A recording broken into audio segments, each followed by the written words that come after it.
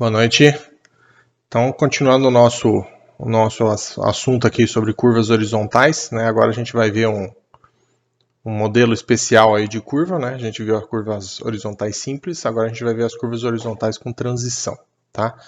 Então, como a gente já tinha abordado na última aula, tem situações que a gente precisa utilizar a transição, porque senão a curva ela vai ficar desconfortável ou arriscada para o usuário, tá? Daí nesse tipo de situação existem as curvas de transição, que consiste em uma curva circular central com mais duas extensões ali em espirais, né? Na maioria das vezes são utilizadas espirais, funções espirais, né? Que serve como uma área de transição, onde eu posso, por exemplo, implantar, né, super larguras, super elevações e dar mais conforto para o usuário ali naquela área de transição ali entre uma área reta, né, que estava vindo ali e a curva que vai vir na sequência e que na maioria das vezes nesse tipo de caso assim ela não chega a ser uma curva fechada ou alguma coisa assim, tá? Então, vamos ver como é que funciona a questão de dimensionamento e as considerações para projeto. Então, a gente já viu lá, né? Então, geralmente, quando você tem um trecho reto, ele já migra direto para uma curva circular. Se o meu raio não for bem elevado, eu vou ter um problema de desconforto e insegurança para o usuário. A gente vai acabar tendo aquela força centrífuga atuando no veículo e, né, puxando ele com muita intensidade para o lado externo. Como eu não tenho uma área de transição, você adotar uma super elevação ou super largura acaba sendo algo muito brusco ali para o usuário, então também fica complicado, tá? E aí, quando você utiliza de curvas de transição, a gente tem uma variação gradativa ali do raio para que eu consiga atender ali a minha curva sem todo esse desconforto aqui que a gente citou acima. Então, as curvas de transição, né? O que é os benefícios aí? Então, proporciona o crescimento gradual da aceleração centrífuga, então o usuário não sente o carro puxando tanto, vai para a tangente e podendo causar um acidente.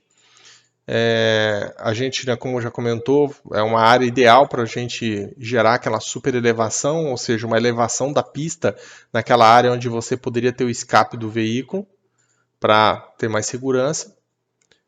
A gente tem um trecho de transição ali da trajetória, implanta, né, fazendo com que a curva fique bem mais suave. E o traçado ele fica mais fluente e visualmente mais agradável ali para o usuário também. Tá? Então aqui tem um exemplo de vista, né, de um motorista, uma pista dupla ali sem com transição em cima e sem transição na parte de baixo. Repara que embaixo a gente tem como se fosse uma curva bem fechada mesmo. Tá? Então é aquela curva que você vai acabar desacelerando bem mais, né? E se tiver alguma situação de imprudência, aí é onde vai acontecer os acidentes. Já na situação de cima, a gente tem uma área de transição mais suave, onde o usuário está vendo que vai vir uma curva adiante, mas ele tem tempo ali para reduzir velocidade e tomar as medidas seguras, tá? A gente também tem um dispositivo, a própria DENIT coloca isso na norma dele lá, de dimensionamento, quanto a quando eu utilizar a transição ou não, de acordo com as velocidades e os raios das curvas que pretende se utilizar no projeto. Então, a gente vai ver aqui adiante que dependendo do raio da curva que eu vou ter que trabalhar, circular, eu vou ter que ser obrigado a usar a transição já para evitar esse tipo de problema, tá? Então aqui a gente tem alguns outros itens aqui, considerações gerais, né? Então, normalmente em curvas circulares eu tenho traçado fluente contínuo, surgimento de forças externas, dificuldade de dirigir, né, em curvas. A gente tem esses problemas. Então, para reduzir esse tipo de problema, a gente adota a superlargura e superelevação. E aí estão as explicações aí gerais sobre as curvas de transição, as áreas de transição. Tá? Então, como eu falei, aqui tem uma tabelinha que eu colei da norma do DNR, que relaciona as velocidades que você está operando na via, naquele trecho onde vai ter a curva, e os raios que eu posso ter aqui, a dispensa da área de transição ali nessas curvas. Tá? Então, se eu tiver, por exemplo, raios muito pequenos, como a curva ela tende a ser muito mais fechada, a tendência é que a velocidade, para que eu tenha a dispensa do trecho de transição, eu tenho que trabalhar com velocidades bem baixas. Então, numa rodovia, às vezes, de fluxo mais, né, ligeiro, dependendo do raio que eu tenho na minha situação, eu sou obrigado a usar curvas horizontais com transição. Ok?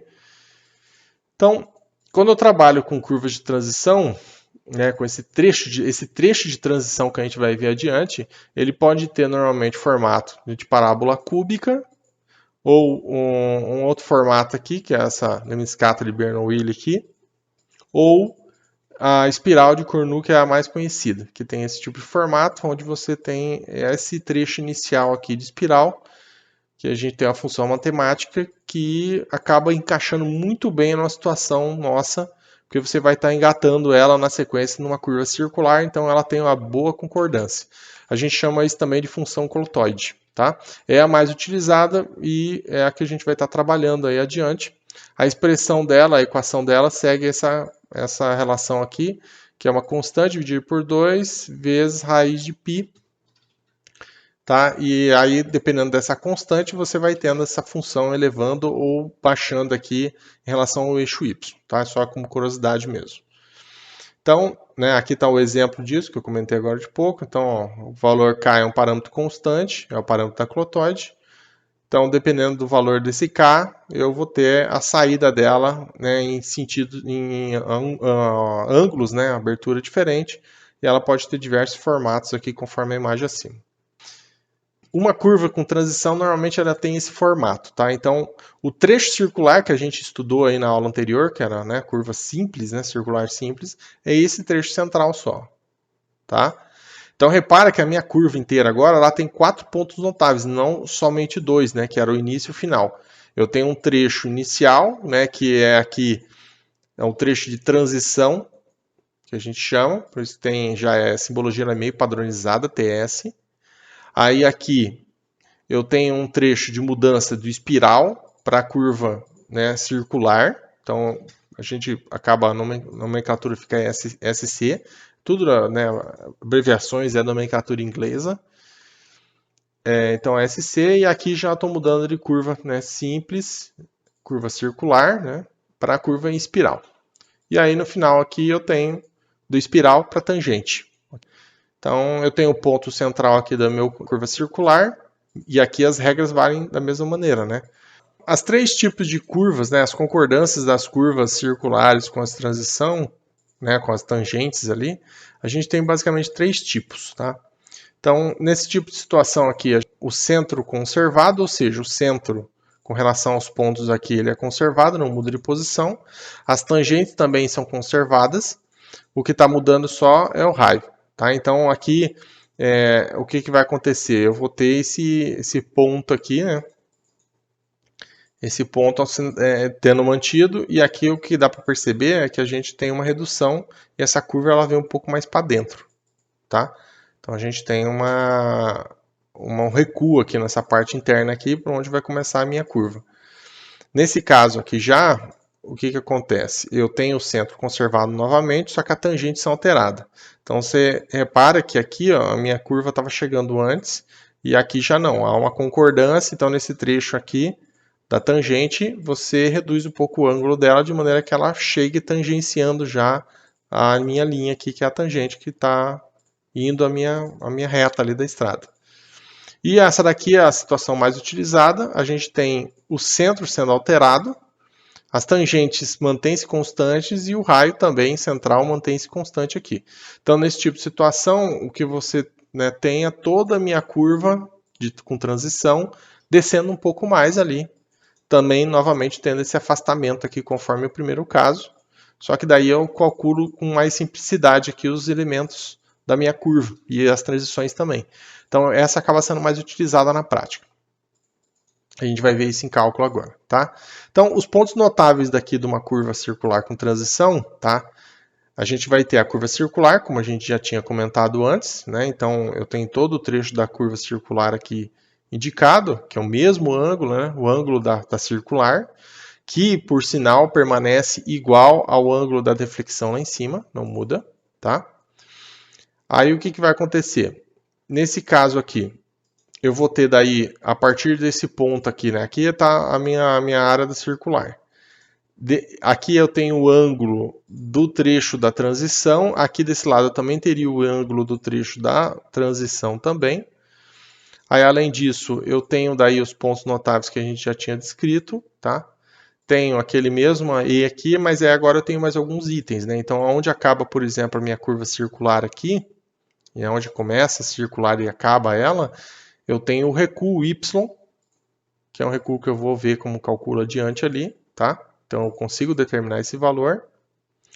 E vou ter também esses comprimentos aqui, que é o comprimento da circular até o da transição até o começo da circular, que é o LS, e vou ter, né, essa unidade x em cima da tangente aqui para eu poder definir o meu ponto aqui onde que ele vai estar para fins de locação. E a tangente total aqui, que é dado por TT, que é aquele mesmo valor da tangente da curva circular simples que a gente viu na última aula, tá?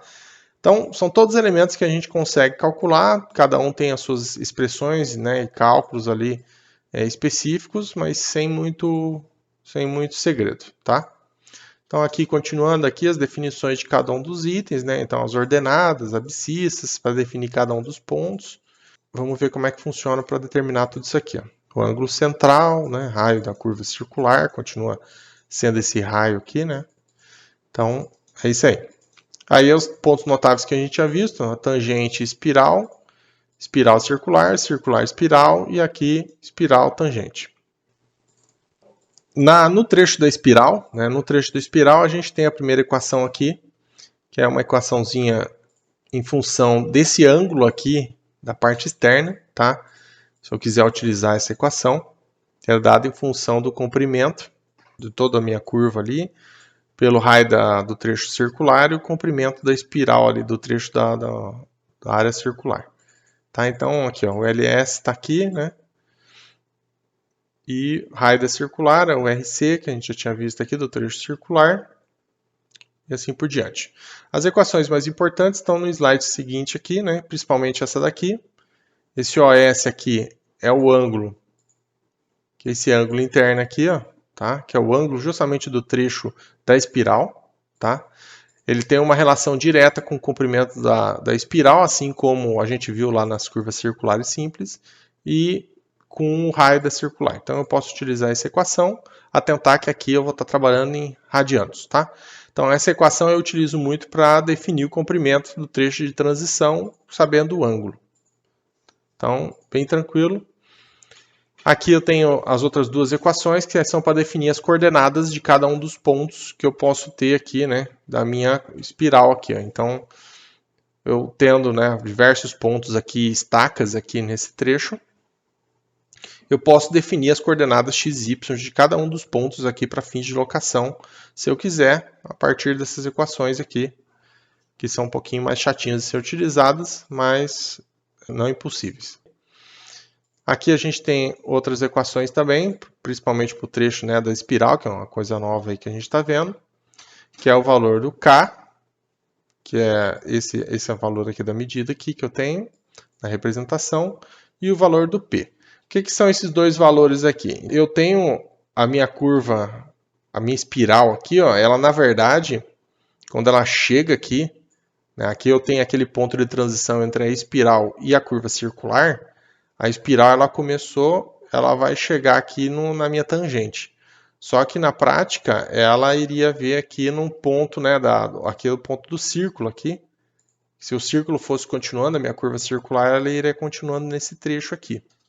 Esse K é justamente o ponto onde eu teria o trecho da minha curva circular vindo, mas que ela não vem, e eu posso definir ele se eu quiser aqui, para eu separar os trechos aqui para, né, definição melhor ali em prancha.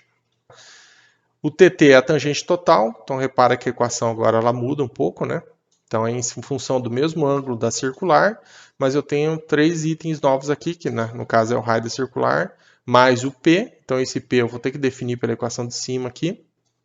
Então o P é essa largura que está aqui, ó. Então é onde acaba o trecho circular até a tangente que estava. Então a gente sempre vai ter um espaçamento ali e eu consigo definir esse espaçamento.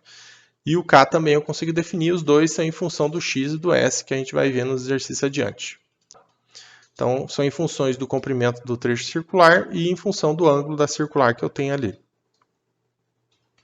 O E, que é aquele trecho lá do topo lá, né, entre o ponto da intersecção das tangentes até o ponto ali onde você tem a maior, né, distância ali com relação ao centro aqui da curva. Então, está em função do raio circular e assim por diante, a equação para a gente aplicar. Então, para definir daí os demais dados aí, né, principalmente do trecho circular agora, então todo o ângulo do trecho circular, né, é formado pelo ângulo central ali, mais os dois trechos ali de transição que eu tenho. Então aqui dá para ver isso. Ó. Então, ó, toda a área do trecho circular é a somatória do trecho circular efetivamente que eu vou ter, que é a área central aqui, mais dois trechos intermediários aqui da minha espiral mesmo, tá? Repara que não é a espiral inteira, é só um trecho dela. Então, a somatória das três, eu posso isolar aqui se eu quiser para definir, tá? Então, na verdade, o ângulo da central do círculo mesmo que eu estou utilizando é esse daqui. O comprimento do trecho circular, daí tomar cuidado, né? Então aqui já não é mais AC, ó, é o ângulo mesmo que está sendo utilizado na equação, ou seja, somente o central aqui, tá? Então tomar cuidado com isso. E finalmente aqui o desenvolvimento, né, de toda a minha curva ali, vai ser o desenvolvimento do trecho central mais as duas espirais, tá? É dado em metros pela equação, bem simples também. Todo, né, descrito aqui novamente, a gente tem aqui o esquema como é que fica com as estacas, como é que a gente vai definir elas de maneira mais simples, né? Então essa estaca TS, assim como a gente fazia para a curva circular simples, vai ser a estaca da intersecção entre as duas tangentes, menos a tangente total aqui que a gente consegue definir pela equação que a gente viu agora atrás. Vai ser a mesma, né, vai ser o valor da intersecção entre as duas tangentes menos a tangente total, que a gente viu a equação, né, agora de pouco. Já a estaca SC, que é a mudança aqui entre o espiral e a circular, a gente, né, normalmente define pela estaca TS que foi definida anteriormente, mais o comprimento da espiral que a gente define por equação. Aqui daí mais a circular, o trecho da circular, né, o desenvolvimento do trecho circular, e aqui novamente mais o trecho da espiral, que é igual ao primeiro trecho. Então aqui é mais fácil essa parte da definição das estacas. O comprimento de transição, ele normalmente é definido em função, principalmente por causa desses três critérios que a gente tem, que é o dinâmico, né, o critério dinâmico, de segurança e o estético. Normalmente, o comprimento mínimo que eu posso adotar para um trecho de transição é em função dessa equação, né, que no caso é a velocidade de projeto especificada por aquela via, ao cubo, vezes uma constante, dividido pelo raio do trecho circular. Então, esse aqui é o comprimento mínimo que eu posso utilizar para eu ter segurança ali naquele trecho.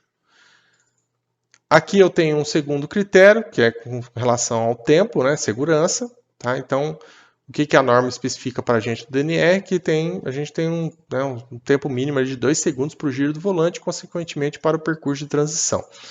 Então, você tem que manter no mínimo 2 segundos ali o veículo naquele trecho, né, fazendo a transição.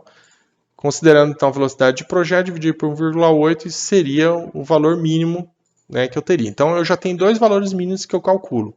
Um em função, né, do conforto, o outro em função da segurança. Tá?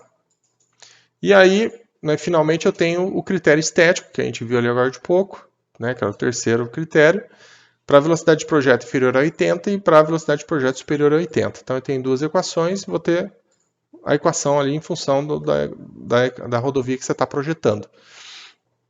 Aqui é a largura da faixa, que é tabelado, e a velocidade de projeto.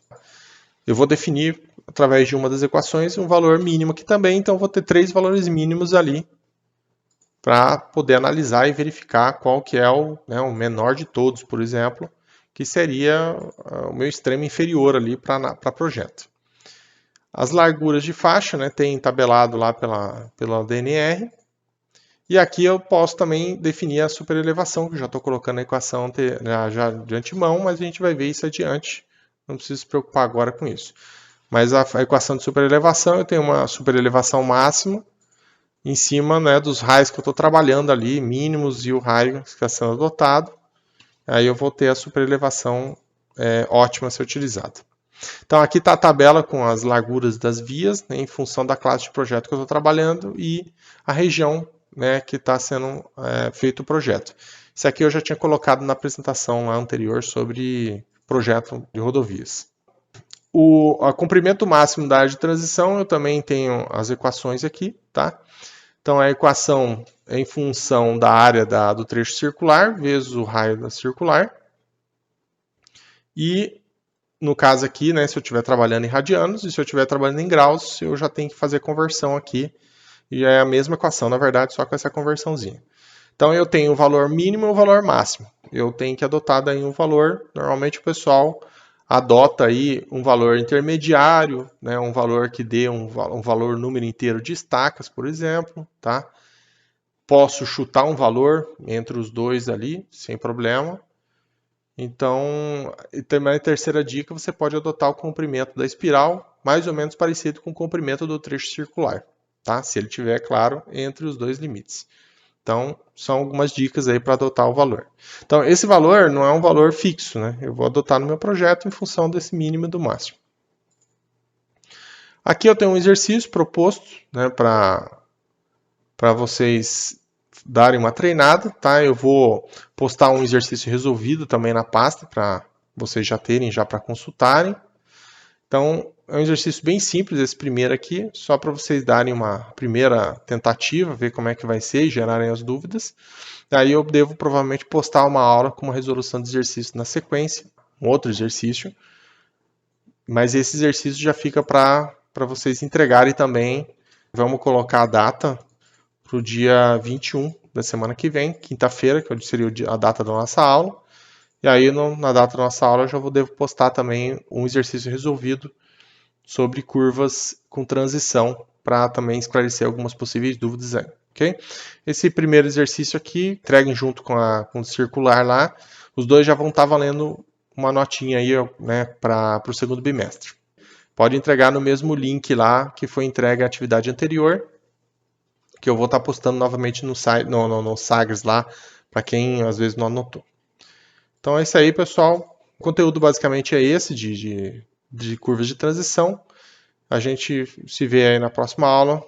Até mais, se cuidem. Boa noite.